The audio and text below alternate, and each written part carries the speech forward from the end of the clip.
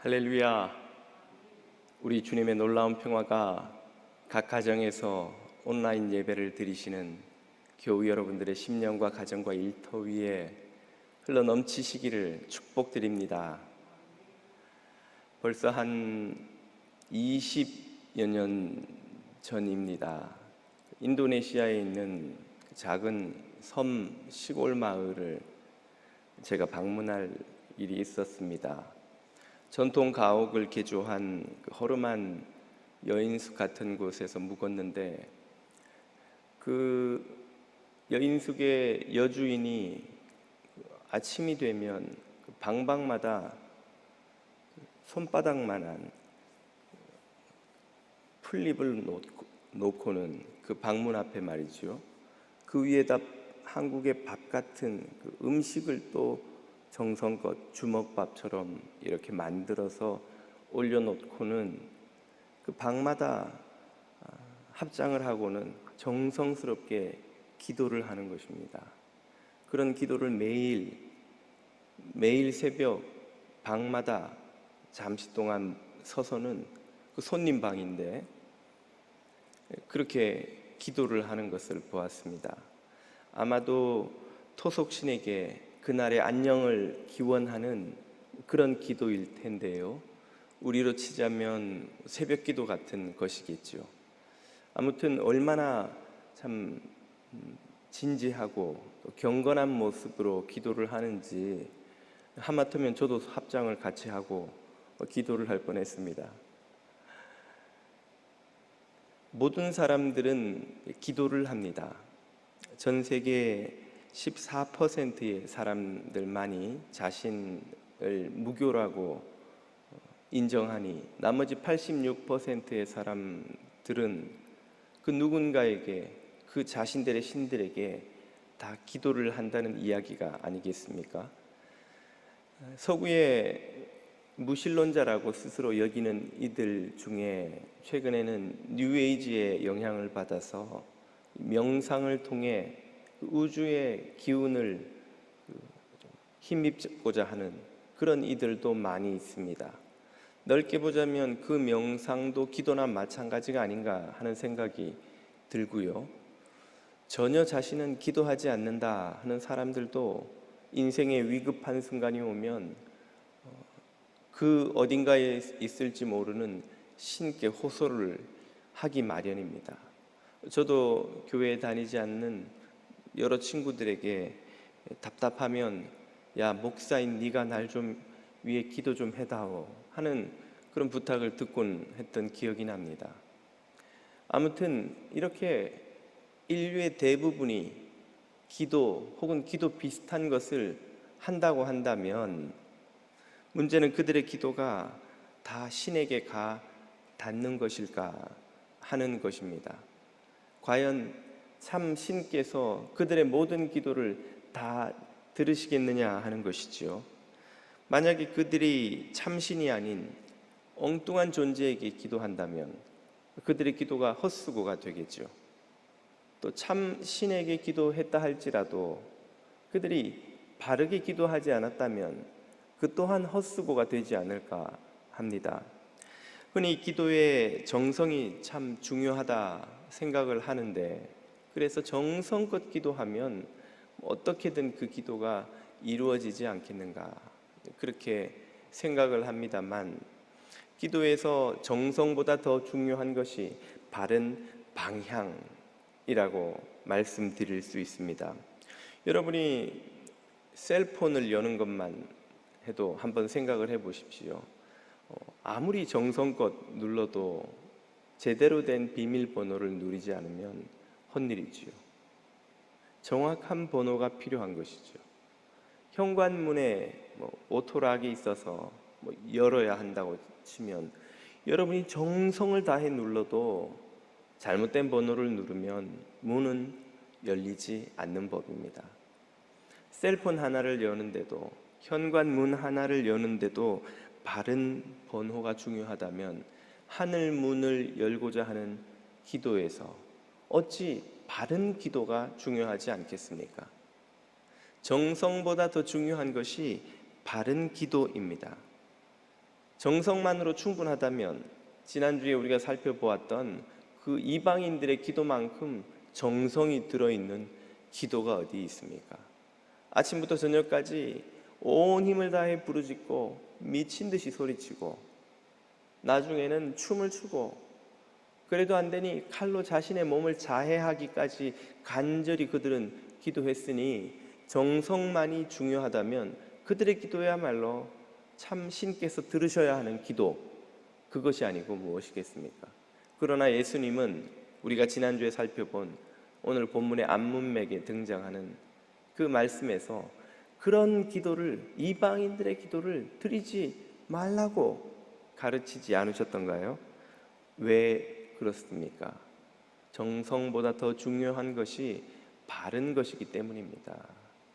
바른 기도를 드리지 않는다면 정성만으로는 참된 기도를 드렸다 할 수 없는 것이죠. 그래서 예수님께서 우리에게 가르쳐 주시는 기도가 바로 오늘 우리가 읽은 본문 모두가 알고 계시는 이 주기도문입니다. 주기도문은 이 땅에 있는 거의 모든 교회가 예외 없이 고백하는 기도문이라고 할 수 있습니다. 주기도문은 그 위치로나 내용으로나 산상설교의 중심입니다. 5장, 6장, 7장 이 마태복음의 3장에 걸친 산상설교에서 한가운데 있는 6장에 이 주기도문이 있죠. 위치로만 중심이 아니라 그 내용도 산상설교 전체를 요약한 것이라고 말씀드릴 수 있습니다. 그러므로 주기도문에서 예수님이 가르치시는 것은 이렇게 기도하라 하는 의미와 이 기도대로 이렇게 살아라 하는 의미가 같이 있는 것이죠. 예수 그리스도의 제자라면 바로 이 주기도문의 가르침을 쫓아서 기도하고 주기도문의 가르침을 쫓아 살 수밖에 없다는 것입니다. 주기도문은 우리 제자들이 드려야 하는 모든 기도의 뼈대와 같은 기도입니다. 이 주기도문이 가르치는 바를 쫓아서 기도하고 살 때에 우리는 제자의 삶, 성도의 삶을 살아갈 수 있는 것이죠. 우리 그리스도인들이 무엇을 믿는가? 예전에 한번 말씀드렸습니다만 사람들이 너희 기독교인들은 무엇을 믿어? 라고 묻는다면 우리가 믿는 바를 사도신경으로 고백할 수도 있고 너희는 뭘 구하며 사는 거야? 라고 묻는다면 우리는 주기도문을 쫓아 살아가, 주기도문의 가르침을 구하며 살아가 라고 답을 할 수 있다는 것입니다. 지난 벌써 8년 전이군요. 2012년에 6주 동안 이 주기도문을 가지고 연속 설교를 했던 기억이 납니다. 이번에는 그때처럼 구절구절을 다 살펴보지는 않고 넓게 그 정신을 살펴보는 시간을 한 2주 정도에 걸쳐 가지고자 합니다. 산상설교 이 주기도문의 구조를 먼저 잠깐 도표를 통해서 한번 보시죠. 이 도표에 등장하는 빨간색의 왼쪽에 있는 기도문이 우리가 매주 드리는 주기도문입니다. 아마 여러분이 거의 암송하시면서 무심코 처음부터 끝까지 읽으셨겠습니다만, 고백하셨겠습니다만 이 주기도문의 문장을 하나씩 나누어 보면 이렇게 6개 파트로 나눌 수 있습니다. 첫 번째 파트가 부름이고 마지막 파트가 성령, 찬송이죠. 이걸 빼면 중간에 간구는 모두 7개 문장이지만 내용상으로는 4개의 문단으로 또 나누어 볼 수가 있죠. 이 주기도문은 하늘에 계신 우리 아버지를 부르는 그 부름으로 시작합니다. 첫 번째 기도문의 첫 시작이 하나님을 부르는 이 문장이지요. 본문 6장 9절에서 한번 보시겠습니다. 그러므로 너희는 이렇게 기도하라. 기도의 모범을 예수님이 보여주십니다. 이 기도문을 쫓아 기도하라는 말씀이죠. 그래서 저도 개인 기도할 때에 먼저 이 주기도문을 고백하고 이어서 기도하는 것이 참 도움이 된다 생각이 됩니다. 여러분도 그렇게 해보시는 것도 좋지 않을까 싶고요. 이렇게 기도하라. 어떻게 하라는 말입니까? 먼저 고백하죠. 하늘에 계신 우리 아버지요. 하늘에 계신 우리 아버지요. 이 부름에서부터 예수님은 벌써 이 안문맥에서 강조하셨던 주의 제자들이 피해야 할 기도와 정확히 반대되는 기도가 어떤 것인지를 우리에게 가르쳐 주시죠. 먼저 사람들에게 보이려고 기도했던 위선자의 기도와 달리 제자들은 하늘에 계신 하나님께 기도를 해야 된다는 것입니다. 하늘에 계신 땅에 있는 사람들이 아니라 하늘에 계신 너희 하나님께 기도를 하라는 것입니다.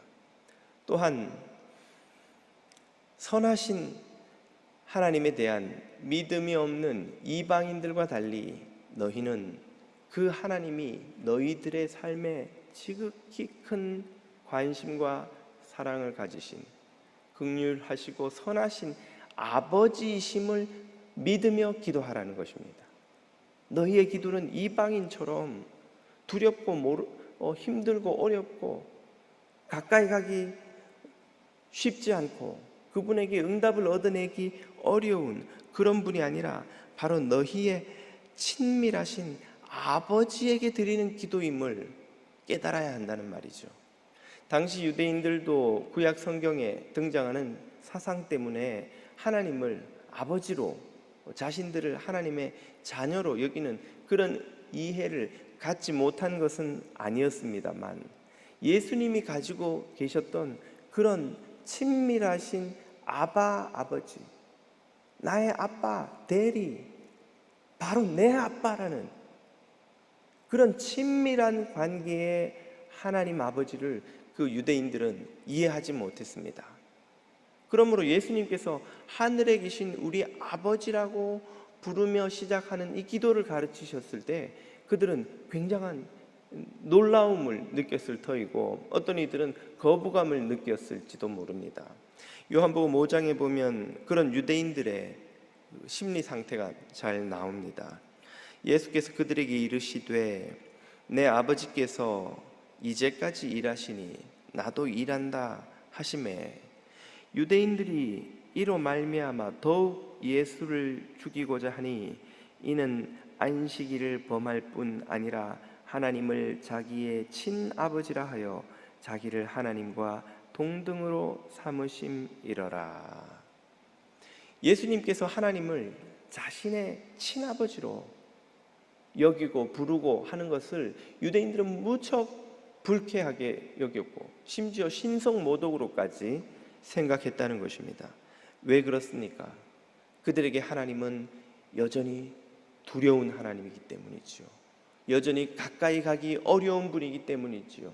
감히 그 이름도 함부로 부를 수 없어서 성경을 읽다가 여호와의 이름이 등장하면 묵음으로 처리해야 하는, 혹시 이름을 잘못 불렀다가 망령되이 일컫는 죄를 범해서 그 대가를 치를까 봐 두려워서 감히 가까이 할 수 없는 그런 분이었기 때문이죠. 그런 어려운 하나님을 자기가 뭔데 아버지라고 부르고 심지어 아빠라고 부르고 말이죠. 그렇게 가깝게 친밀하게 대할 수 있냐는 것입니다. 그러나 예수 그리스도께서는 당신이 경험하신 그 친밀하고 자애로우신 자녀들의 삶에 깊은 관심을 가지고 계시는, 자녀들에게 가장 좋은 것을 주기를 원하시는 그 하나님을 제자들도 알고 믿고 경험하기를 원하셨습니다. 그래서 우리들에게 하나님을 부르기를 하늘에 계신 우리 아버지요, 아버지요, 아버지라고 부르며 기도하라는 가르침을 주신 것이죠. 오늘 여러분의 기도에서 하나님은 어떤 분이십니까? 두렵고 부담스럽고 가까이 하기 힘든 유대인들의 하나님인가요? 아니면 친밀하고 자애로우신 예수 그리스도의 아버지, 그분이신가요? 내 기도하는 그 시간, 그때가 가장 힘들다. 두렵고 부담스러운 하나님 만나기 힘들다. 혹시 우리의 기도가 이렇게 두렵고 무거운 짐이요, 부담이요, 책임이요, 힘든 시간이 아닌지요? 그렇다면 우리는 여전히 유대인들의 하나님을 믿고 있는 것입니다. 예수 그리스도의 아버지를 믿어야 합니다. 내 기도하는 그 시간, 그때가 가장 즐겁다. 기도하는 그 시간이 가장 즐거운 이유, 사랑하는 분을 만나기 때문이죠. 자비로우신 아버지를 만나기 때문이죠. 이 세상 누구보다 나에게 관심이 있으시고 관심이 크시고 나의 모든 일거수일투족과 마음 깊은 곳에 탄식과 애통까지도 아시고 이해하시고 귀 기울여 들으시는 그 아버지를 만나기 때문이죠. 예수 그리스도의 하나님 아버지를 날마다 만나심으로 여러분의 기도가 복되고 즐거운 시간 되시기를 우리 주님의 이름으로 축복드립니다. 계속해서 도표를 한 번 더 보시겠습니다. 7개의 간구문이 있는데 그 중에 3개는 먼저 하나님의 영광을 구하는 기도입니다. 이름이 거룩히 여김을 받으시고 나라가 임하시고 뜻이 이루어지기를 구하는 기도, 하나님의 영광을 구하는 기도죠.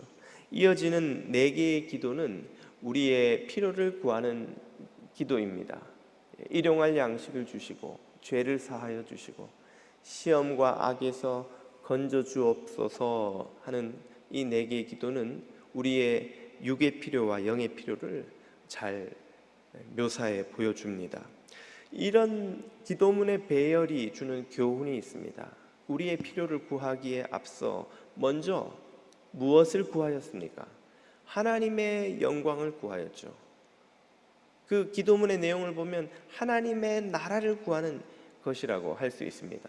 제자들의 기도는 자신들의 필요보다 하나님의 영광을 먼저 구해야 한다는 것입니다. 하나님 나라가 제자들의 기도에서 삶에서 더 중요한 문제라는 것이죠. 이러한 가르침을 이 산상설교의 핵심이라 할 수 있는 6장 후반부에서 예수님이 이렇게 말씀하셨습니다. 그런즉 너희는 먼저 그의 나라와 그의 의를 구하라. 먼저 우선순위를 하나님의 나라, 하나님의 의가 실현되는데 두란 말이죠. 그리하면 이 모든 것 너희의 필요를, 이 모든 것을 너희에게, 오타가 났군요. 더하시리라, 구하시리라가 아니고 이 모든 것을 너희에게 더하시리라. 너희의 필요, 우리의 필요는 하나님의 나라를 먼저 구하는 제자들의 삶에 하나님이 채워주신다는 말이에요. 이렇게 기도하라는 말은 이렇게 살라는 의미라고 이미 말씀드렸습니다. 기도는 우리 삶의 내비게이터라고 할 수 있습니다. 여러분이 운전을 할 때에 모르는 길을 가시면 내비게이터를 의지할 수밖에 없죠. 라이트 턴 하세요, 랩 턴 하세요, 고 스트레이트 하세요. 이 내비게이터가 가르치는 대로 우리의 운전차가 가게 되어 있습니다. 기도가 우리의 삶의 내비게이터라는 말은 우리가 기도하는 대로 살게 되어 있다는 것입니다. 하나님의 영광을 먼저 구하는 기도자라야 그의 삶도 하나님의 나라를 먼저 구하게 됩니다. 제자의 기도와 삶은 하나님의 영광이 우선이어야 한다는 말이죠. 만약에 우리가 하나님 나라보다 우리의 필요가 더 우선이 되고 혹은 하나님 나라는 관심이 없고 내 먹고 사는 문제, 내 몸 아프고 내 직장, 내 가족, 내 필요만을 채우는데 모든 기도가 집중되어 있다면 과연 우리가 그리스도의 제자로 살아가고 있는지, 그리스도의 제자가 맞는지 스스로에게 물어보지 않으면 안 됩니다. 하나님의 영광을 구한다는 것은 무슨 뜻일까요? 이 주기도문이 소개하는 기도문을 한번 살펴보십시오. 세 가지 기도문 중에 첫 번째입니다. 6장 9절, 이름이 거룩히 여김을 받으시오며. 하나님의 이름이 구별되어서 거룩하게 높임을 받으시기를 원하는 간구입니다. 하나님의 이름은 어떤 이름입니까? 우리가 국가의 위인, 영웅, 많은 사람들을 살린 그런 위대한 인물들, 그들의 이름을 기억하며 높이곤 하죠. 그들의 이름을 기억하기 위해서 우리는 국경일에도 그들의 이름을 집어넣어서 마틴 루터 킹스 데이처럼 그렇게 이름을 높이곤 하지 않습니까? 한 사람도 그의 인생에서 업적을 남기면 이렇게 떠받들음을 받고 그 이름을 기리고 높이곤 하는데, 하나님의 이름은 어떤 이름이신가요? 온 우주의 창조자이십니다. 모든 인류의 구원자이십니다. 이 땅의 모든 생명의 기원이시며 아버지가 되시는 분이죠. 그렇다면 그분의 이름은 얼마나 높임을 받아야 하겠습니까? 그분의 그 창조의 능력과 구원의 은총에 합당한 높임을 영원히 모든 만물로부터 받아도 모자랄 존귀하신 분인데, 문제는 죄악으로 망가진 이 세상에서 그분의 이름이 높임을 받는 것이 아니라 오히려 모욕당하고 짓밟히고 있었다는 것입니다. 그런 일을 에스겔서 36장이 이렇게 설명하고 있습니다. 여러 나라 가운데서 더럽힘을 받은 이름, 곧 너희가 그들 중에서 더럽힌 나의 큰 이름을 내가 거룩하게 할지라. 여러 나라 가운데서 높임을 받아도 모자랄 그 이름을 높이는데 앞장서야 할 주의 백성 이스라엘이 오히려 더럽혀 여러 이방 민족들 가운데서 주님의 이름이 조롱당하고 멸시받고 짓밟히고 쓰레기 더미에 버려진 것처럼 내팽개쳐졌다는 말이죠. 그런 내 이름을 내가 그들의 목전에서 너희로 인하여 나의 거룩함을 다시금 나타낼 터이니 열국 이방의 모든 나라 사람들이 나를 여호와인 줄 알리라. 나 주 여호와의 말이니라. 아멘. 하나님께서 그렇게 모욕당한 당신의 이름을 다시금 높이시겠다는 말씀이지요. 창조 이래 이 땅에 만연한 죄와 악으로 인하여, 불순종으로 인하여 주님의 이름은 이렇게 모욕당하고 더럽혀져 왔습니다. 그런 일을 주님의 자녀라면 어떻게 느끼지 않을 수 없을까요? 만약 여러분의 아버지, 어머니를 누군가가 모욕하고 손가락질하고 때리고 발로 찬다면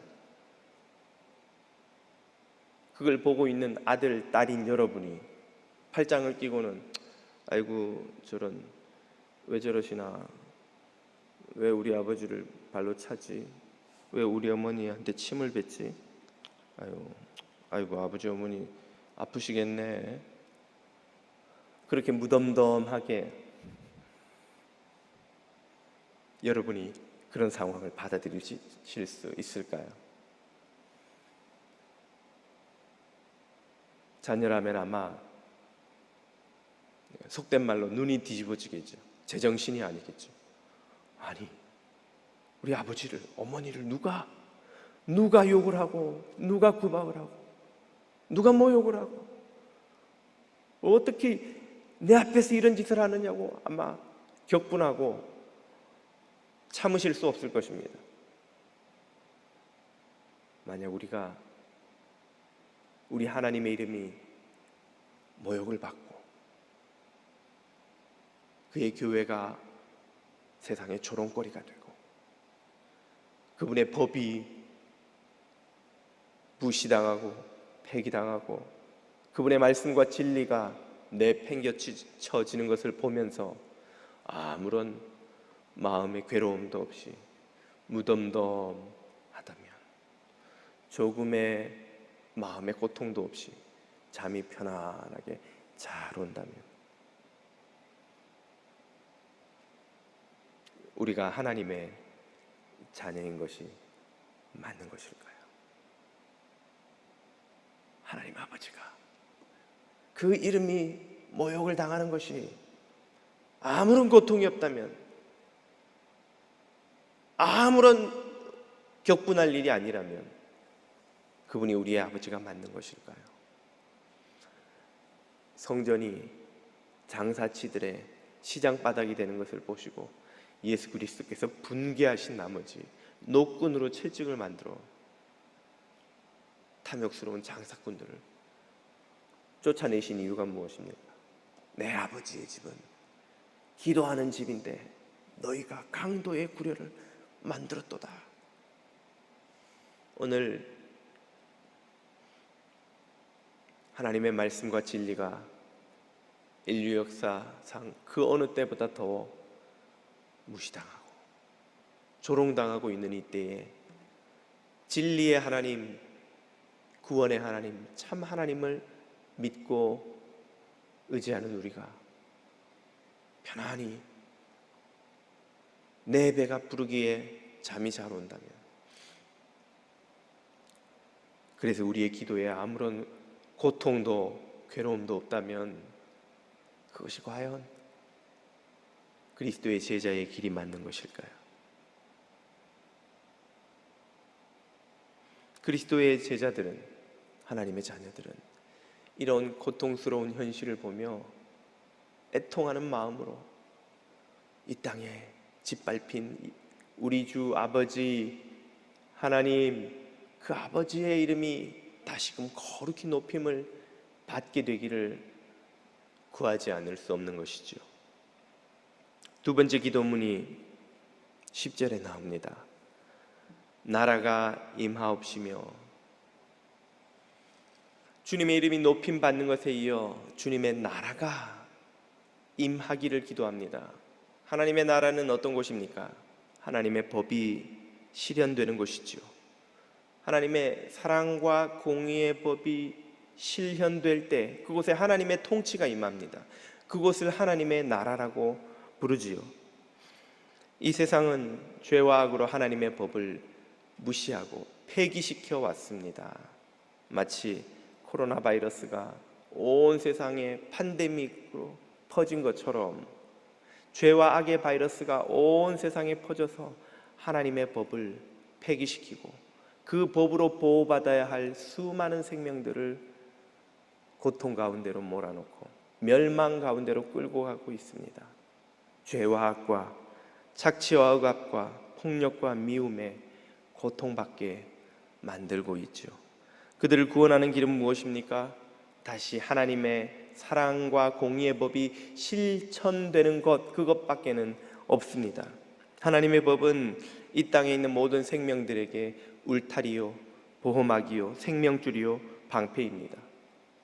하나님의 사랑과 공의의 법이 없다면 이 세상은 약육강식이 되어 모든 약한 자들이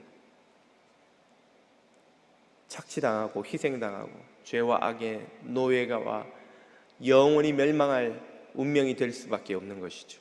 그러므로 하나님의 나라가 임하는 것, 이것이야말로 그리스도의 제자 하나님의 자녀들이 구하지 않을 수 없는 기도입니다. 세 번째 기도문도 같은 간구입니다. 10절 후반부입니다. 뜻이 하늘에서 이룬 것 같이 땅에서도 이루어지이다. 하늘에서는 이미 하나님의 뜻이 다 실현되었습니다. 법이 잘 지켜지는 곳에서는 질서와 안녕이 있고, 법이 사라진 곳에서는 무법천지가 되죠.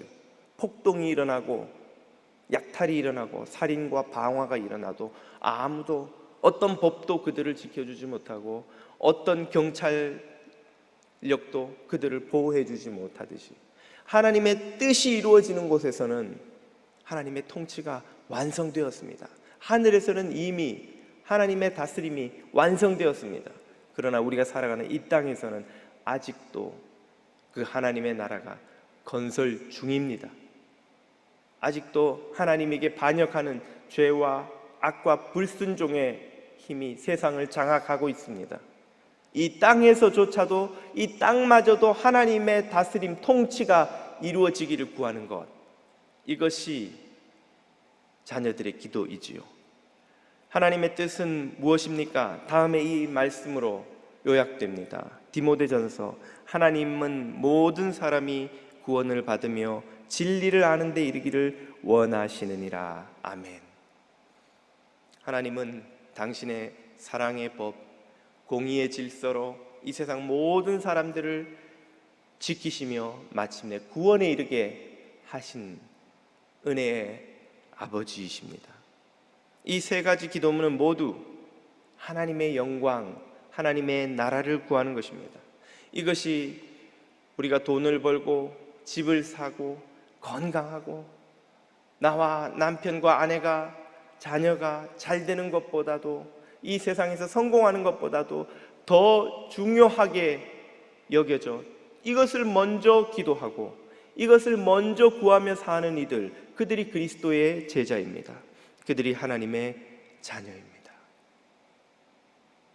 만약 그 우선순위가 반대라면, 내 필요가 먼저요, 하나님의 나라는 차순위이거나 중요하지 않다면, 우리가 교회를 다니든 말든, 우리가 기도를 얼마나 열심히 하든 말든, 우리의 기도와 삶은 제자의 그것이 아니라는 뜻입니다. 그래도 우리는 열심히 교회 다니고 기도하는데요, 이방인들도 그렇게 합니다. 이방인들도 우리보다 더 열심히 신앙생활하고, 더 열심히 기도하고, 더 열심히 부르짖고, 더 열심히 자신들의 신들을 붙들고 호소합니다. 예수님은 그런 이방인의 기도, 이방인의 삶을 살지 말라고 이미 우리에게 가르치지 않으셨던가요? 제 고향인 대구 근처에는 경산이라는 가까운 접해 있는 도시가 아닐 겁니다. 아마 군인가 그럴 텐데, 갓바위 부처라고 이렇게 갓을 쓴 큰 부처님 상이 산 중턱에 있습니다. 많은 대구 사람들이 그 갓바위 부처님께 가서 지극정성으로 기도를 합니다. 제가 어릴 때는 그랬습니다. 듣기로는 어느 아주머니도 매일 새벽 일찍 출발해서 1시간 반이나 버스를 타고 가서 거기서 산 중턱까지 걸어 올라가서 그 거대한 한 20m가 넘는 데던가요, 아무튼 어마어마하게 큰 갓바위 부처님께 간절히 기도를 하고 다시 산을 내려와서 1시간 반을 버스를 타고 오고, 그러면 새벽에 일찍 출발해도 점심때가 넘어서 한나절이 훅 가버리는 것이죠. 그런 기도의 생활을 3년을 꼬박 하셨다는 거예요. 도대체 왜, 무슨 기도 제목이 그렇게 간절하셔서 하신 것일까?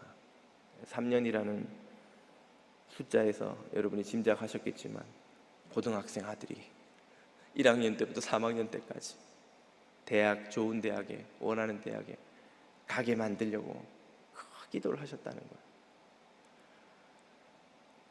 정성으로 치자면 아마 우리 중 어떤 이들보다 간절한 정성의 기도,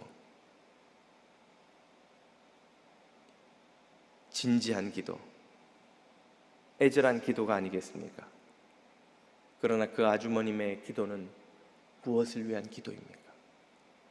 갓바위 부처님의 영광을 위한,